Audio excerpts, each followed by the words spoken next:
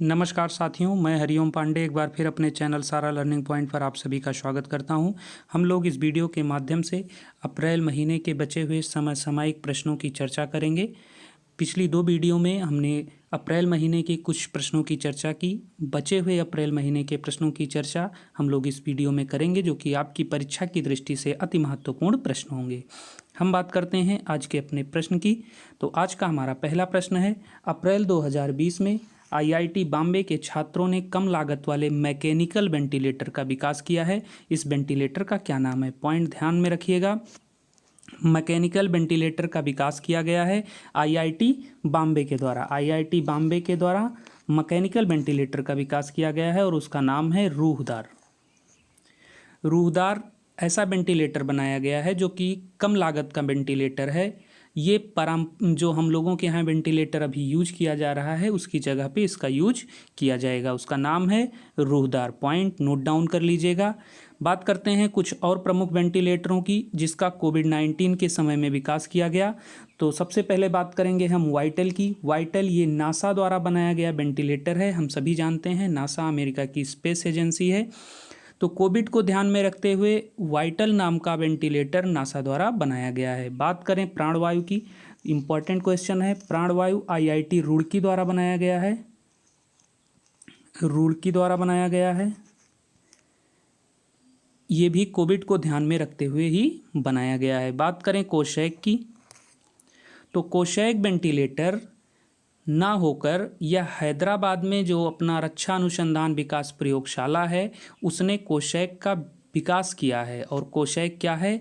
तो ये कोविड से संबंधित है बट वेंटिलेटर नहीं है। ये कोविड के नमूनों के संग्रह के बाद जो परीक्षण किया जाता है उसके लिए तैयार किया गया है कोशैक। तो आप लोगों ने यहाँ पे देखा 3 वेंटिलेटर। जो रूहदार है वो आईआईटी बॉम्बे ने बनाया है, मैकेनिकल वेंटिलेटर है। परंपरागत जो वेंटिलेटर यूज किए जा रहे हैं उनकी जगह पर इनको यूज करने की व्यवस्था बनाई जा रही है। इसकी लागत भी काफ़ी कम है। हमने देखा वाइटल की। वाइटल नासा ने बनाया है कोविड को ही ध्यान में रखते हुए। प्राणवायु वेंटिलेटर भारत की आईआईटी रुड़की ने बनाया है ऋषिकेश एम्स के साथ मिलकर।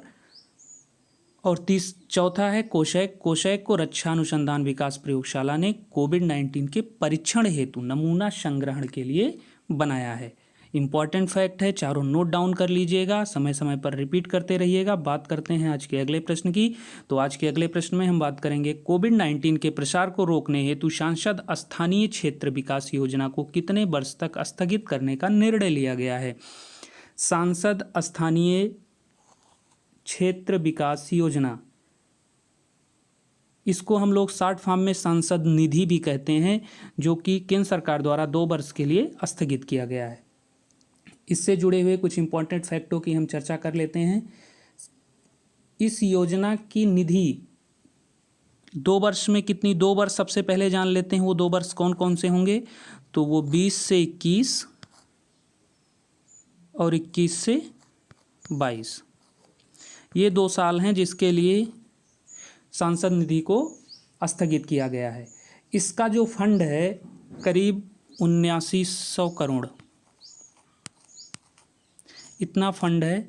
7900 करोड़ फंड की राशि का उपयोग भारत की संचित निधि में किया जाएगा और भारत उस संचित निधि से कोविड-19 से प्रभावित चीज़ों के प्रतिकूल प्रभाव के प्रबंधन में इसका उपयोग करेगा।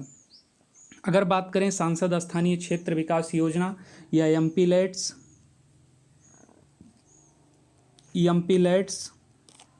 या सांसद निधि की, सांसद निधि जिसे हम लोग जानते हैं साधारण भाषा में, तो सांसद निधि की शुरुआत कब हुई थी? ये वर्ष 1993 नरसिम्हा राव की जब सरकार थी उन्होंने इसको शुरू किया। और इसका क्या उद्देश्य था शुरू करने का? इसके द्वारा सांसदों को व्यक्तिगत तौर पर उनके अनुशंसित विकासात्मक कार्यों के लिए धन उपलब्ध कराना ही इस योजना का उद्देश्य था। इस योजना के तहत कितना रुपया दिया जाता है प्रत्येक सांसद को? तो इस योजना के तहत वर्तमान समय में 5 करोड़ रुपए प्रति वर्ष प्रत्येक सांसद को आवंटित किए जाते हैं। इसके साथ ही हम लोग एक और पॉइंट किया गया केंद्र सरकार के द्वारा 1 अप्रैल 2020 से सभी सांसदों के वेतन भत्ते और पेंशन में 30% की कटौती की गई। आप लोगों के लिए इम्पोर्टेंट क्वेश्चन कि वर्तमान समय में एक सांसद का वेतन कितना है। 1 वर्ष के लिए 30% की कटौती और 2 वर्ष के लिए सांसद निधि स्थगित की गई। एक सांसद को सांसद निधि में 5 करोड़ रुपए प्रति वर्ष दिया जाता है। 7900 करोड़ रुपए लगभग 2 साल में हुआ, जो कहाँ जमा होगा? भारत की संचित निधि में जमा होगा। इंपॉर्टेंट क्वेश्चन है, नोट डाउन कर लीजिएगा। हम जिन फैक्टों की चर्चा अपने वीडियो में कर रहे हैं इन क्वेश्चनों के माध्यम से, वो फैक्ट आप लोगों के लिए काफ़ी इंपॉर्टेंट है, इसलिए फैक्ट को काफ़ी ध्यानपूर्वक सुनिएगा और उसको काफ़ी अच्छे से लिखिएगा।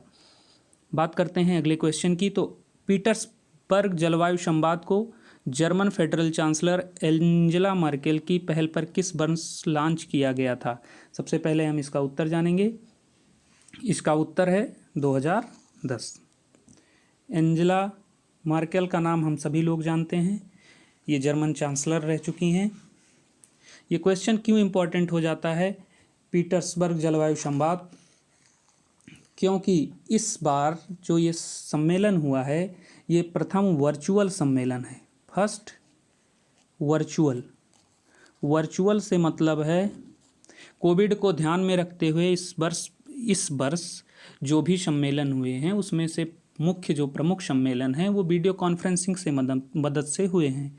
तो ये जो पीटर्सबर्ग जलवायु संवाद है ये प्रथम वर्चुअल पीटर्सबर्ग जलवायु संवाद के रूप में जाना जाता है, जो कि 27-28 अप्रैल को हुआ। इसमें 30 देशों के मंत्रियों ने हिस्सा लिया, जिसमें जलवायु परिवर्तन से संबंधित मामलों पर विचार विमर्श किया गया। अब यहाँ पर बात आती है कि भारत की तरफ से इसमें किसने हिस्सा लिया? तो भारत की तरफ से इसमें प्रकाश जावड़ेकर साहब ने हिस्सा लिया और इस वर्ष इस संवाद का 11वां सम्मेलन था और जर्मनी द्वारा 2010 से इसकी मेज़बानी की जा रही है और इसकी सह मेज़बानी जो UNFCCC है उसका जो मेज़बान होता है वो इसका सह मेज़बान होता है। तो ब्रिटेन इसका सह मेज़बान था। यहाँ से इम्पॉर्टेंट क्वेश्चन आप लोग ये भी जान लीजिएगा कि COP26 की मीटिंग होने वाली थी। पर्यावरण से कॉप भी रिलेट करता है। COP26 की मीटिंग ग्लासगो में होनी थी नवंबर में, लेकिन कोविड को ध्यान में रखते हुए इसको कैंसिल या पोस्टपोन किया गया है। अब ये मीटिंग 2021 में होगी। बात करें आज के अगले प्रश्न की, तो आज के अगले प्रश्न में हम सभी लोग इस प्रश्न से और इस दोनों नामों से परिचित हैं। फेसबुक ने अप्रैल 2020 में रिलायंस इंडस्ट्रीज लिमिटेड के जियो प्लेटफॉर्म लिमिटेड के साथ एक समझौते की घोषणा की है। इस समझौते के तहत फेसबुक निवेश के जरिए जियो प्लेटफॉर्म में कितनी फीसदी हिस्सेदारी खरीद रहा है? बहुत ही इंपॉर्टेंट क्वेश्चन है। ऐसे क्वेश्चन आपको पेपर में देखने को मिल जाते हैं। तो इसका सही उत्तर होगा 9.9%। 9.9% हिस्सेदारी फेसबुक रिलायंस इंडस्ट्रीज के जियो प्लेटफॉर्म में खरीद रही है या पैसे निवेश करके उसके शेयर ले रही है। कितना रुपया लगाई? 43,574 करोड़ रुपए फेसबुक ने जियो में निवेश किया है। पॉइंट ध्यान रखिएगा। अब रुपया ना पूछ के वो फीसदी या परसेंट ही पूछता है, तो 9.9% शेयर फेसबुक जियो प्लेटफॉर्म लिमिटेड के ले रही है। बात करें अगर फेसबुक की, तो फेसबुक एक सामाजिक नेटवर्किंग सेवा संस्था है या सेवा कंपनी है जिसके संस्थापक मार्क एलियट जुकरबर्ग के साथ साथ एडुआर्दो शावरिन, डस्टिन मॉस्को और क्रिस हुगरेज हैं। वर्तमान में मार्क जुकरबर्ग इसके CEO हैं। 4 फरवरी 2004 से ये फेसबुक स्टार्ट किया गया था, तब इसका नाम द फेसबुक था। वर्तमान में इसका नाम फेसबुक है। हम सभी लोग फेसबुक से परिचित हैं और जियो हम सभी लोग जानते हैं रिलायंस इंडस्ट्रीज का एक प्रोडक्ट है जियो प्लेटफॉर्म लिमिटेड। ये एक कंपनी है जो कि सेवा प्रदाता कंपनी है जिसमें फेसबुक ने इन्वेस्ट किया है और साथ ही साथ एक और समझौता हुआ है जियो प्लेटफॉर्म लिमिटेड फेसबुक और फेसबुक की ही एक कंपनी है व्हाट्सएप के साथ, जिसकी मदद से जियो अब अपने एडवर्टाइजमेंट व्हाट्सएप पे भी देगी। बात करें आज के अगले प्रश्न की, तो आज के अगले प्रश्न में आईटी क्षेत्र की किस प्रमुख भारतीय कंपनी ने इजराइल में पहला पूरी तरह से डिजिटल बैंक लॉन्च करने की घोषणा की। एक एक क्वेश्चन इंपॉर्टेंट है, ध्यान से नोट करिएगा और ध्यान से सुनिएगा भी। इस क्वेश्चन से संबंधित जो फैक्ट हैं वो भी आपकी परीक्षा के लिए बहुत ही इम्पॉर्टेंट हैं। तो हम बात करते हैं अपने प्रश्न की कि किस प्रमुख भारतीय कंपनी ने इजराइल में पूरी तरह से डिजिटल बैंक लॉन्च किया। आप भारतीय कंपनी कहाँ बैंक लॉन्च कर रही है? इजराइल में डिजिटल बैंक। कंपनी कौन सी है? टीसीएस। टाटा कंसल्टेंसी सर्विस, सभी लोग जानते हैं टीसीएस के बारे में। इस डिजिटल बैंक को 2021 में लॉन्च करने की योजना है, घोषणा कर दी गई है। लॉन्च कब होगी? 2021 में। और ये इजराइल में एक डिजिटल बैंक की तरह पूर्ण रूप से कार्य करेगी। इंपॉर्टेंट क्वेश्चन है, नोट कर लीजिएगा, आपको पेपर में देखने को मिल सकता है। बात करते हैं आज के अगले प्रश्न की। किस बैंक ने अप्रैल 2020 में एक डिजिटल बैंकिंग प्लेटफॉर्म डिजीजेन लॉन्च किया है? डिजीजेन, चूँकि ये बैंक का ऐसे बैंक का प्लेटफॉर्म है जिस बैंक को आप लोग अभी कम ही जानते होंगे, तो इसलिए क्वेश्चन इम्पॉर्टेंट है कि डिजीजेन एक ऐसा प्लेटफॉर्म है जिसे जना स्माइल फाइनेंस बैंक ने लॉन्च किया है।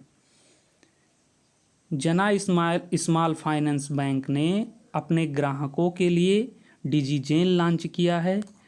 डिजीजेन प्लेटफॉर्म के माध्यम से कोई भी ग्राहक डिजिटल रूप से बचत खाता और सावधि जमा खाता तुरंत खोल सकता है। अर्थात आप ऑनलाइन अपना अकाउंट ओपन कर सकते हैं डिजीजेन पे, जो कि जना स्मॉल फाइनेंस बैंक का एक प्लेटफॉर्म है। और इसमें न्यूनतम बैलेंस के बचत खाते पर 4.5% आपको इंटरेस्ट और सावधि जमाओं पर 7.5% आपको इंटरेस्ट दिया जाएगा। बात करें जना स्मॉल फाइनेंस बैंक के टैगलाइन की, तो इसकी टैगलाइन है पैसे की कदर। आशा करते हैं आपने क्वेश्चन को ध्यान से पढ़ा होगा और ये आपकी परीक्षा के लिए इम्पोर्टेंट होगा। हम लोग अपनी इस सीरीज के माध्यम से आप अप्रैल महीने के महत्वपूर्ण प्रश्नों को कवर कर चुके हैं, जो आपकी परीक्षा के लिए अत्यंत महत्वपूर्ण होंगे। अगर आपको ये सेशन पसंद आया है, ये वीडियो पसंद आया है, तो वीडियो को लाइक करें, कमेंट करें, चैनल को सब्सक्राइब करें और अपने मित्रों को इसको शेयर करें, जिससे वो लोग भी महत्वपूर्ण प्रश्नों की श्रृंखला में शामिल हो सकें और इसका लाभ ले सकें। मिलते हैं अगले वीडियो में किसी और महीने के महत्वपूर्ण तथ्यों के साथ। तब तक के लिए जय हिंद, जय भारत।